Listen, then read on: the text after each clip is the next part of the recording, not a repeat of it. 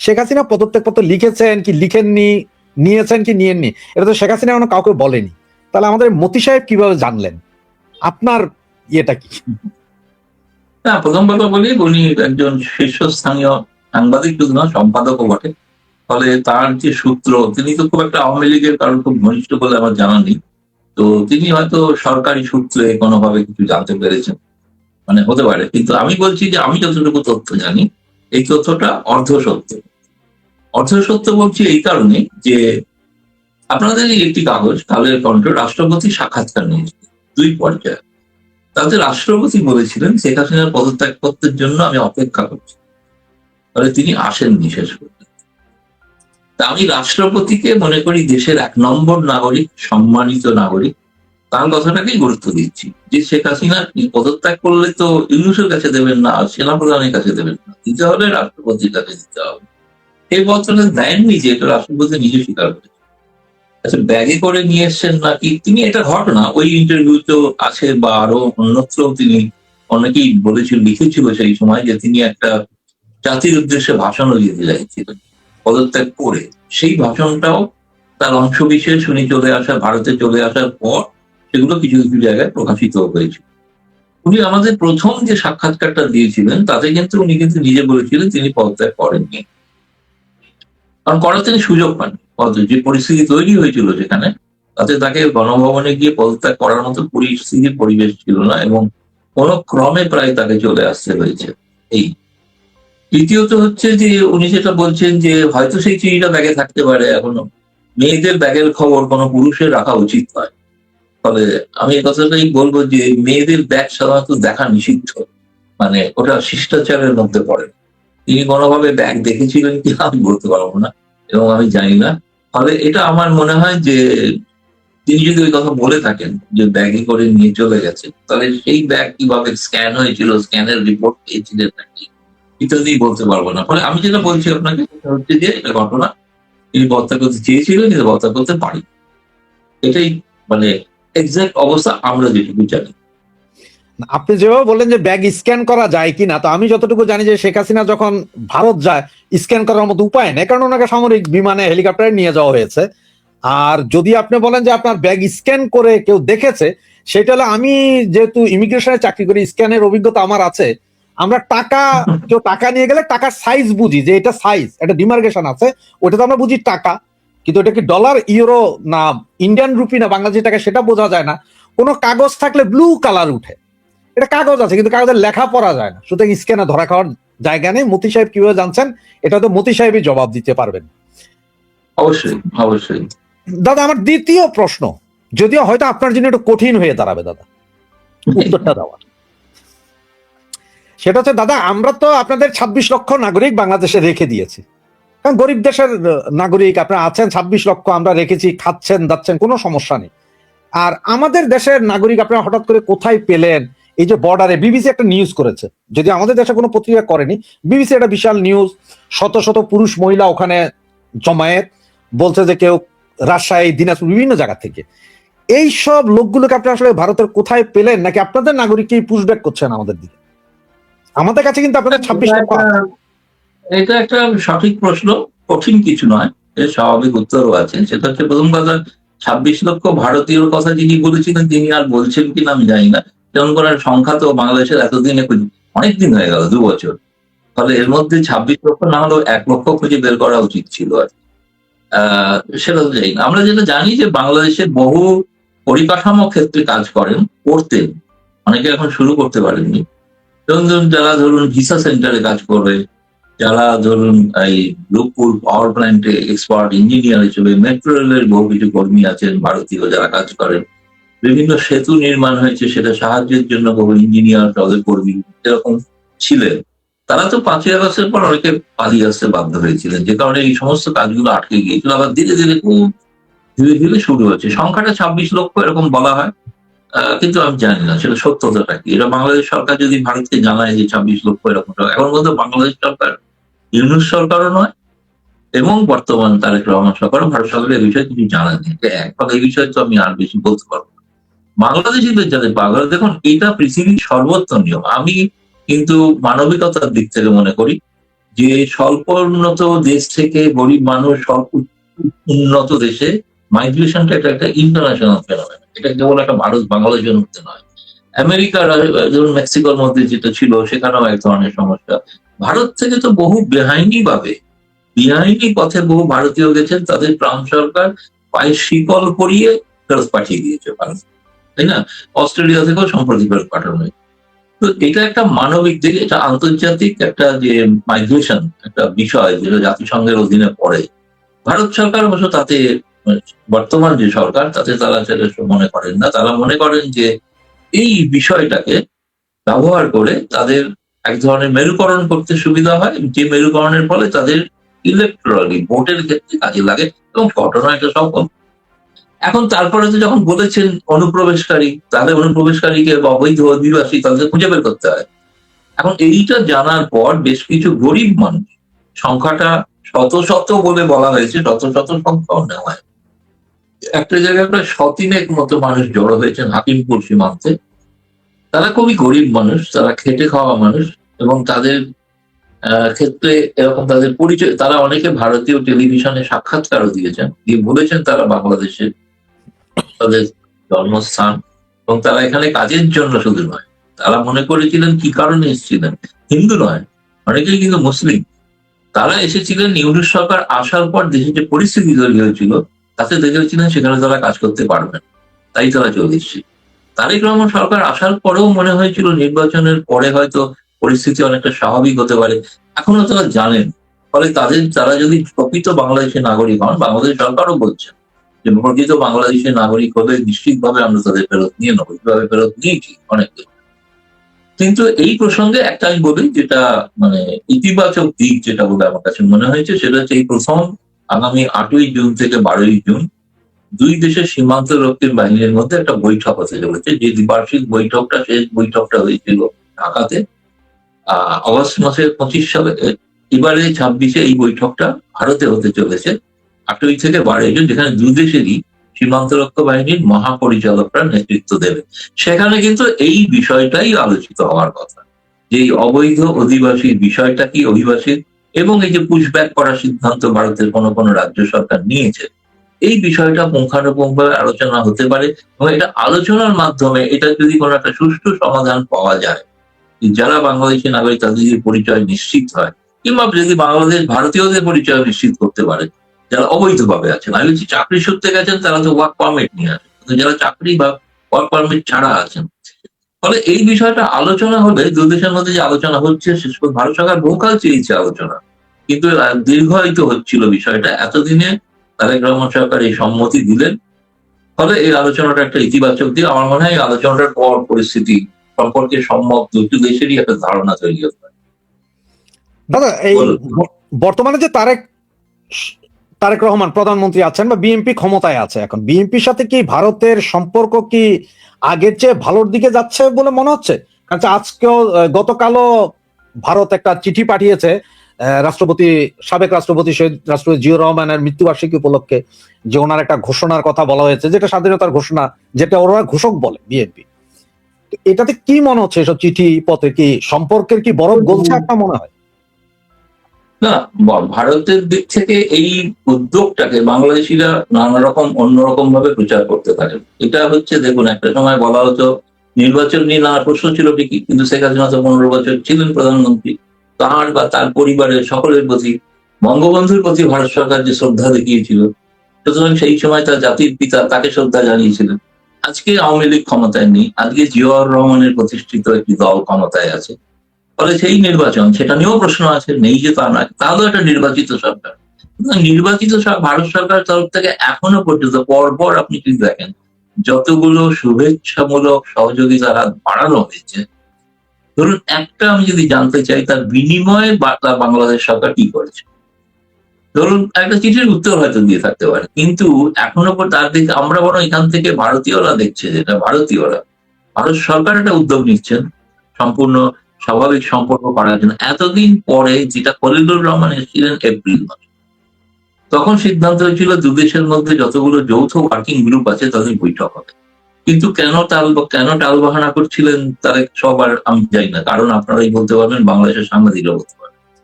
আমাদের বাংলাদেশের সাংবাদিকরা এখানে এসেছিলেন, সফর করেছেন, তাদেরকেও বলা হয়েছে যে বৈঠকগুলো হচ্ছে না কেন। এতদিনে গঙ্গা নিয়ে বৈঠক শুরু হলো শেষ প্রান্তে, তখন শুকা মরশুম শেষ, মানে একটা মানেই হয় এরপরে তো বন্যা। এই বন্যার সময় তো পানি প্রবাহ হিসাব রেখে কোনো লাভ নেই। ফলে এই কেন দেরি করলেন আমি এটা জানি না। দুই, এতদিনে তারা এই সীমান্তে যখন সমস্যাটা বাংলাদেশের উপর একটা চাপ তৈরি হয়েছে না, যে এতগুলো মানুষকে যদি সত্যি ফিরিয়ে নিতে হয়, তারা প্রকৃত বাংলাদেশি কিনা, যেটা ভারত সরকার বলছেন 2800-এর উপরে মানুষ, তাদেরকে আমরা বাংলাদেশ হিসেবে চিহ্নিত করেছি, তারেক রহমান সরকার তার কোনো জবাব দিচ্ছেন না। যদি আমি শুনেছি একটা জবাব এসেছে, অনেকের সম্পর্কে তারা আপত্তি তুলেছেন যে এরা ভারতেই জন্মেছে, ফলে এরা বাংলাদেশি নাগরিক নয়। কিন্তু এই বিতর্কটা তো কেবলমাত্র মিডিয়ার মাধ্যমে চলে তো লাভ নেই। এই পরিস্থিতি সামনাসামনি এবার যে আলোচনা করতে রাজি হলেন, আমি বলছি এইখানে খোলাখুলি দুই দেশের সীমান্তরক্ষা বাহিনী প্রকৃত বাস্তব অবস্থাটা জানেন, এবং সীমান্তে যে ধরনের নতুন করে কাঁটাতারের বেড়া দেওয়া হবে, সীমান্ত হত্যা প্রসঙ্গ আসতে পারে, তার সঙ্গে যে 150 গজের মধ্যে অবৈধ নির্মাণ যদি কিছু হয়ে থাকে, সেই সব বিষয়ে খোলাখুলি একটা আলোচনা যে হচ্ছে, আমি এটাকে এইটুকুই বলতে পারি আপাতত। সেইগুলি যদি বলেন যে কিছুটা হলো বরফ গলার একটা লক্ষণ দেখা দিয়েছে, কিন্তু একই সঙ্গে ভারত কিন্তু 2001 থেকে 6-এর অভিজ্ঞতা বলে। দ্বিতীয়ত সেই কথাটা পরিষ্কারভাবে কিন্তু অনেককেই বাংলাদেশের সফররত অনেককেই বলে দেওয়া। দ্বিতীয়ত আমি বলবো, কারণ 2001 থেকে 2 বা 3 পর্যন্ত এরকম একটা বরফ গলার সম্পর্ক আমরা দেখছিলাম। 3-এর পর থেকে সমস্ত পরিস্থিতিটা বদলে গেল। সেই বদলে যাওয়ার আশঙ্কার কিছু কিছু আমরা দেখতে পাচ্ছি। তারেক রহমান বলেছেন তিনি চীন সফর করবেন প্রথম। ভারত কিন্তু প্রথম আমন্ত্রণ জানিয়েছে নরেন্দ্র মোদী। কেন তিনি চীন সফর করবেন সেটা তিনি জানেন। চীন তাকে আর্থিক সাহায্য দিতে পারে, চীন তো তাকে গঙ্গার পানি দিতে পারবে না, চীন তাকে তিস্তার পানি দিতে পারবে না, কিছুই দিতে পারে না। ভারতের জন্য দরকার হচ্ছে ভিসা ব্যবস্থার সরলীকরণ। বাংলাদেশের মানুষ চান কলকাতায় এসে চিকিৎসা করাতে, সস্তায় যেটা হয়। চীনে যাওয়া সম্ভব না। পাকিস্তানে তো আপনি জানেন ওই একটা দেশকে অযথা একটা আইডিওলজিক্যালি দেখা হচ্ছে, যে দেশটা একটা বলা হয় পাগল দেশ, আমরা বলি রোগ, ইংরেজিতে বলি রোগস। যে দেশটার মধ্যে কোনো ডেমোক্রেসি বলে কিছু নেই, সব সেনা নিয়ন্ত্রিত একটা ব্যাপার। সেই সরকারের উপর নির্ভর করছেন, সেই সরকারের সঙ্গে নিয়মিত আলোচনা না চুক্তি স্বাক্ষর করছেন। আপনি চীনে লাগাতার আপনার দল যাচ্ছে, তারা গেল, এমনকি বিএনপির আরেকটি দল যেতে চলেছে বলে শুনেছি। কিন্তু শুনেছি তারেক রহমান ভারতের হাই কমিশনার, বিদায়ী হাই কমিশনার যখন দেখা করেছিলেন, তখন তিনি বলেছিলেন যে আপাতত চীন যাওয়ার ব্যাপারে তিনি কোনো সিদ্ধান্ত নেননি। আপাতত তিনি বাংলাদেশের বাজেট প্রস্তুতি নিয়ে বেশি চিন্তিত, এবং সেটাকেই কিভাবে মানুষের কল্যাণে কি কাজ করা যায় সেই নিয়ে ভাবছেন। এবং একই আপনি যদি বলেন এই চিত্রটা যেমন দেবেন, আর একটা চিত্রের কথা বাংলাদেশে প্রচারিত নয়। গতকাল থেকে মেঘালয়ের সীমান্তে 12টি দেশের সেনা মহড়া শুরু হয়েছে, যেটাকে প্রগতি বলা। সেখানে বাংলাদেশ আগে আমন্ত্রিত হতো, এবার বাংলাদেশ নেই। কারণ বাংলাদেশ মেঘালয়ের সীমান্তে যদি বাংলাদেশ সেনা আসেন, সেই সেনার চরিত্রকে তিনি কি আইএসআই দ্বারা ট্রেন, নাকি তিনি গোয়েন্দা, কিছুই জানা নেই, কিছুই জানা ছিল না। ফলে তার কাছে শেষ পর্যন্ত এই আমন্ত্রণটাই যায়। ফলে বাংলাদেশ ছাড়া একটা সেনা মহড়া চলছে ভারতেই, 12টা দেশ অংশগ্রহণ করছে। ভারতের কিছু গণমাধ্যম সংবাদে প্রকাশ করছে। অনেক আগে আমিও সংবাদ করেছিলাম যে বাংলাদেশকে ডাকা হবে না এই কারণে। হ্যাঁ, এটা তাহলে আমি বলছি, আপনি যদি বলেন যে গলছে আবার জমছে, আবার গলছে আবার জমছে, এরকম একটা জায়গায় দাঁড়িয়ে আছে, বুঝলেন? এটা না ঠিক আবহাওয়ার পরিবর্তনের মতো, সেটা বোঝা যাচ্ছে এই কখনো বৃষ্টি কখনো গরম, এরকম একটা ব্যাপার।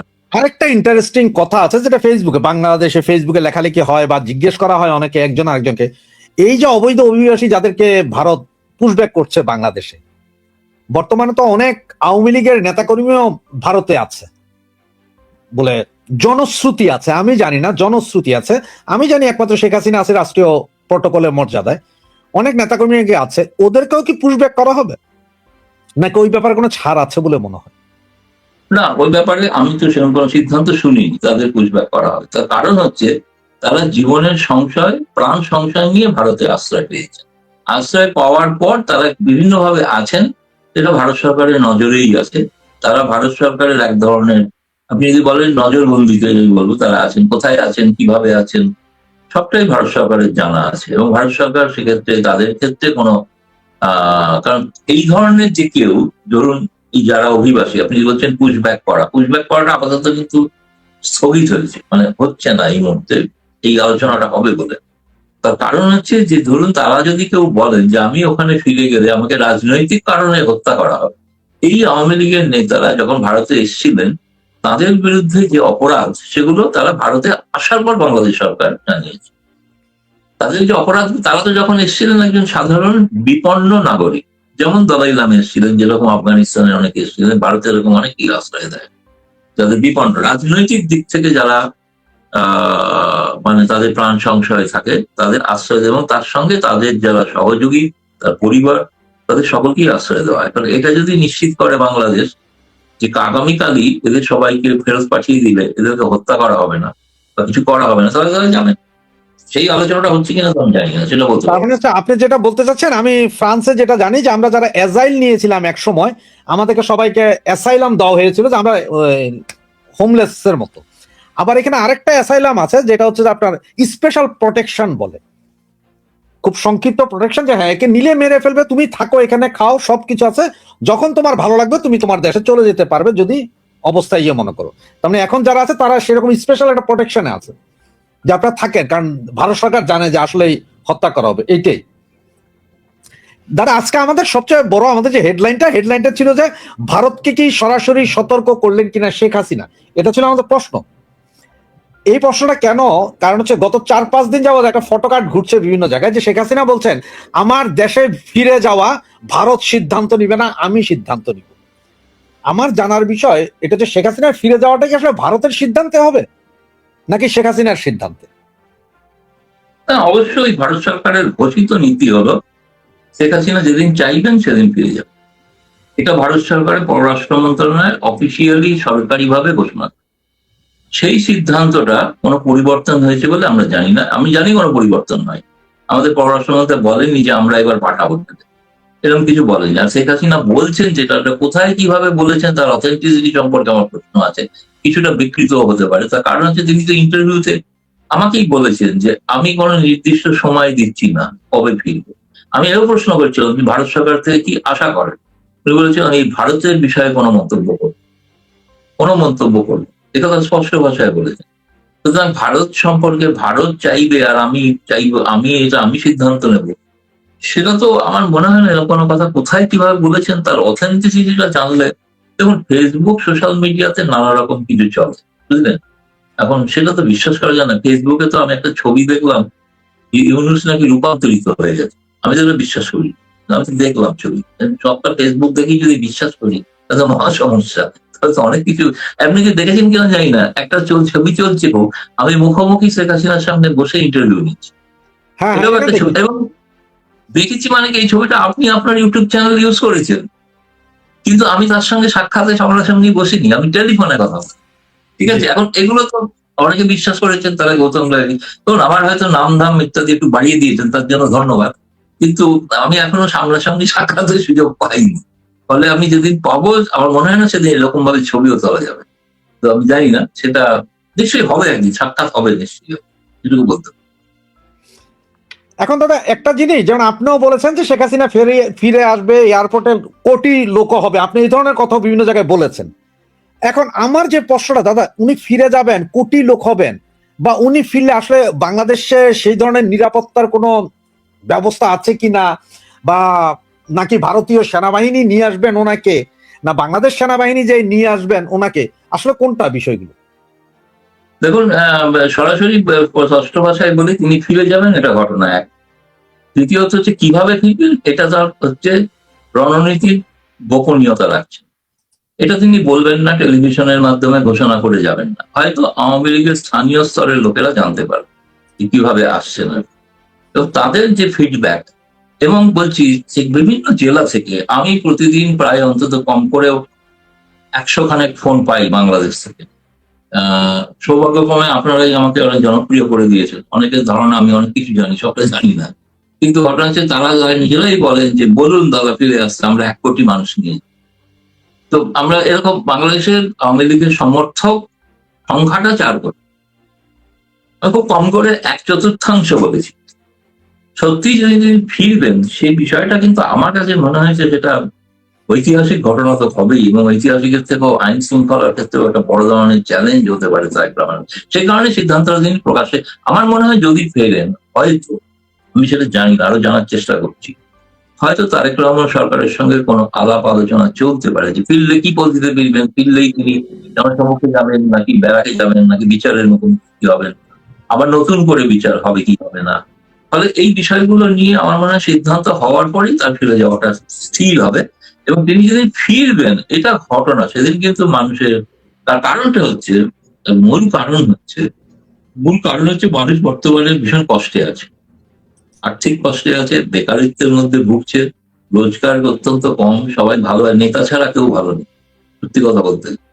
ফলে এই সাধারণ কর্মী, সাধারণ এরা, তারা কিন্তু ঝাঁপিয়ে পড়বেন, তাদের প্রাণ সংশয় থাকলেও উপেক্ষা করেও ঝাঁপিয়ে পড়তেন বলে আমার তাদের সঙ্গে, আমি বলছি আমার কিন্তু তৃণমূল স্তরের মানে লোকেদের সঙ্গে কথা হয়, মানে তাদের মনোভাব থেকে বলছি, যেটা আমি জানি না বাংলাদেশের ইন্টেলিজেন্স জানে কি জানে।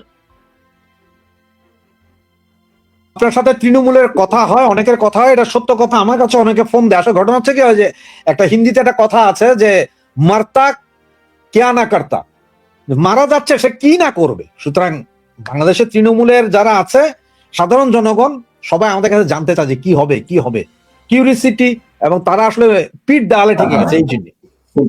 দাদা, আমার যে লাস্ট যে কোশ্চেনটা আপনার কাছে, লাস্ট একদম কোশ্চেনটা, সেটা হচ্ছে যে আপনাদের ভারতবর্ষে একটা কথা প্রচলন আছে যে 71-এ যুদ্ধের পরে ভারতীয় সেনাবাহিনী ফেরত নেওয়া উচিত হয়নি, পৃথিবীর কোনো দেশ থেকে নেয়নি আজ পর্যন্ত। এখন আবার শুনতেছি যে অনেকে বলতে সেই ভুল হয়তো শুধরাবে, ভারতীয় সেনাবাহিনী হয়তো চিকেন নেককে হাতির নেক করে ফেলতে পারে, রংপুরের ওইদিকেও নিয়ে যেতে পারে, যদি আবার সেভেন সিস্টারের দিকে ধাবিত হয় আমার বাংলার মজলুম নেতারা। আপনার কি মনে হয় আসলে বিষয়টা? দেখুন, স্বাধীন বাংলাদেশকে তার যে রাষ্ট্রপতি, পরবর্তীকালে প্রধানমন্ত্রী শেখ মুজিবুর রহমানের ইচ্ছাকে সম্মান দিতেই প্রধানমন্ত্রী ইন্দিরা গান্ধী সিদ্ধান্ত নিয়েছিলেন এবং নির্দিষ্ট সময়ের আগেই সেনা প্রত্যাহার করেছিলেন, যাতে মনে না হয় যে ভারত একটা ওখানে অকুপেশনাল আর্মি রাখছে। ফলে এই সিদ্ধান্তটা নিয়ে কে কি পরবর্তীকালে ভাবতো, কি হয়েছিল, সেই 71টা ফিরে আসবে না। ফলে আমি জানি না, আলোচনা থাকতে পারে, এই যে তা না, অনেকে মনে করতে পারে সে সময় উচিত ছিল ইন্দিরা গান্ধী বাংলাদেশকে ভারতের সঙ্গে মিশিয়ে দেওয়া, এরকম অনেকে বলেন না যে তা না, এটা ঘটনা আছে। একটা নির্দিষ্ট রাজনৈতিক আদর্শে যারা বিশ্বাস করেন তারা এটা বোধ করেন যেটা অবিভক্ত ভারত আবার হোক, এটা তারা বিশ্বাস করে। আমি নাম বলছি না, সকলেই জানেন সেটা কারা তারা। এবং ফলে আপনি বলছেন সেই ধারণা প্রচার সেটাতে নেই, যেটা আবার যেটা করবে ভারত, আপনি যেটা বলছেন, এটা তো একটা সামরিক সিদ্ধান্ত। এই সিদ্ধান্তটাকে আমার পক্ষে একটা সাংবাদিকের যে কোনো সামরিক গোপনীয়তা, সেটা আমার কাছে আমার জানা সম্ভব যতক্ষণ না ঘটছে বিষয়টা। এটা ঘটনা আপনি বলছেন চিকেন নেক জুড়ে একটা ভারত প্রস্তুতি করছে। আপনি জানেন চিকেন নেকের যে জমি বা যে এলাকাটা, এই এলাকাটা দেখার জন্য সম্প্রতি পশ্চিমবঙ্গের বিজেপি সরকার সেটা কেন্দ্রীয় সরকারের হাতে তুলে দিয়েছে, যেমন যত কাঁটাতারে বেড়াতাড়ি দেওয়ার সঙ্গে এটাও তুলে দিয়েছে। এবং সেখানেও মানে আসামের তিনি সরাসরি বিধানসভাতে ভাষণ দিতে গিয়ে মানে মাধ্যমে, ভিডিওর মাধ্যমে রেলমন্ত্রী বলেছেন ওই চিকেন নেকের তলা দিয়ে আন্ডারগ্রাউন্ড সুড়ঙ্গ পথে রেল লাইন তৈরি। এই জায়গাগুলো সম্পর্কে ভারত মনে করছে, কারণ যেটা হয়েছিল আপনাদের ওই ইউনুস সরকার, ইউনুস নিজে বারবার বলেছেন, খালি কথায় কথায় তিনি ওই সেভেন সিস্টার্স, এখন সেই 7 বোন নিয়ে তিনি বিদেশে আছেন এখন, কিন্তু এই 7 বোনের কথা তিনি কখনোই ভুলতে পারেন না। এক অদ্ভুত, সেই কারণে ভারত একটু সিঁদুরে মেঘ দেখলে যেরকম গরু ডরায় না, সেরকম হচ্ছে ব্যাপার। আমরা একটু মানে ভয় পাচ্ছি, কি জানি আবার কি আবার ঘটনা অঘটে, তারা প্রস্তুতিটা নিয়ে রাখা যাক। যে কারণে হাসি মারা উত্তর পূর্ব ভারত, আমাদের ভারতের যে বিমান ঘাঁটি, তাকে আরো আধুনিকীকরণ করা হচ্ছে। এ বিষয়ে কোনো সামরিক প্রস্তুতি বলতে আত্মরক্ষার জন্য প্রস্তুতি, সেগুলো কিছু কিছু আছে, যেগুলো প্রকাশিত হয়েছে, মানে গোপন সংবাদ, যেগুলো নয়। আর একটা কথা আপনাকে, যেটা আগের বারের প্রশ্নের উত্তরে আমার বলা উচিত ছিল, বলা হয়নি, সেটা আপনাদেরই তো ইউনুস সরকারের প্রাক্তন উপদেষ্টারা, সাবেক উপদেষ্টারা বলছেন শেখ হাসিনা ফিরিয়ে এসে আগামী নির্বাচনে অংশগ্রহণ করবে, এবং অনেক সিদ্ধান্ত তারা জানতেন না যেগুলো ইউনুস একা নিয়েছে। আমি বলছি, আমার খবরের সূত্র যদি বলেন শেখ হাসিনা ফিরছেন, আমি কোট করবো পররাষ্ট্র উপদেষ্টা তৌহিদ হাসান। আচ্ছা আচ্ছা, তাহলে পররাষ্ট্র উপদেষ্টা তৌহিদ হাসানের কথাতেই শেখ হাসিনা ফিরছেন এবং নেক্সট নির্বাচনও করবেন, এটাই হচ্ছে আপনার কথা। না, উনি বলেছেন, উনি গণ্যমান্য ব্যক্তি, আমি ওনাকে খুব রেসপেক্ট করি, ওনার সঙ্গে আমার খুব ব্যক্তিগত পরিচয় আছে, অনেক জায়গায় অনেক টক শোতে আগে অংশগ্রহণ করতাম। তবে দাদা, এই আপনি সম্ভবত পূর্ণিয়া পুনিয়া ভিউর চ্যানেলে ছিলেন কিছুক্ষণ আগে, তার আগে আমার একটা ইন্টারভিউ করেছিলেন পুনিয়া ভাই। আচ্ছা। উনি আমার জিজ্ঞেস করছিলেন যে ইউনূস সাহেবকে আবার বাংলাদেশে গিয়ে প্রেসিডেন্ট হবেন কিনা, আপনার কি মনে হয়? আমাকে কিন্তু পুনিয়া এই প্রশ্নটা করেছিল, আপনারও কি মনে হয় যে সে কি আবার যাওয়ার কোনো আমার মনে হয় তিনি চেষ্টা করবেন, চেষ্টা করবেন। কারণ আপনাদের ওখানে বাংলাদেশ, আমি ওকে এটাও বলেছি যে বাংলাদেশ সরকারের বিমানে চেপে শেখ হাসিনা চলে গেলেন, সেটা হলো পালিয়ে যাওয়া। আর উনি বেসরকারি বিমানে চেপে প্যারিসে চলে গেলেন তার মহিলা উপদেষ্টাদের নিয়ে, সেটা হলো বেড়ানো, সেটা পালানো নয়। যদি হয়ে থাকে তাহলে নিশ্চিত তিনি ফিরে আসার চেষ্টা করবেন। ধরুন আগামী বছরে রাষ্ট্রপতির মেয়াদ উত্তীর্ণ হবে, তখন কেনই বা চেষ্টা করবেন না? করতেই পারে। মজার বিষয় হলো ওই বিমানটা কিন্তু চার্টার্ড ফ্লাইট ছিল। উনি অবসর নেওয়ার লোক নন, ওটা কিন্তু চার্টার্ড ফ্লাইট ছিল। অবসর নেওয়ার লোক নন। ইউনূস সাহেব যে বিমানে ফ্রান্সে এসেছেন ওটা chartered flight. Charter flight, Sheikh হাসিনাও এসেছেন চার্টার ফ্লাইট, তবে সেটা বাংলাদেশ বায়ুসেনা। বায়ুসেনার।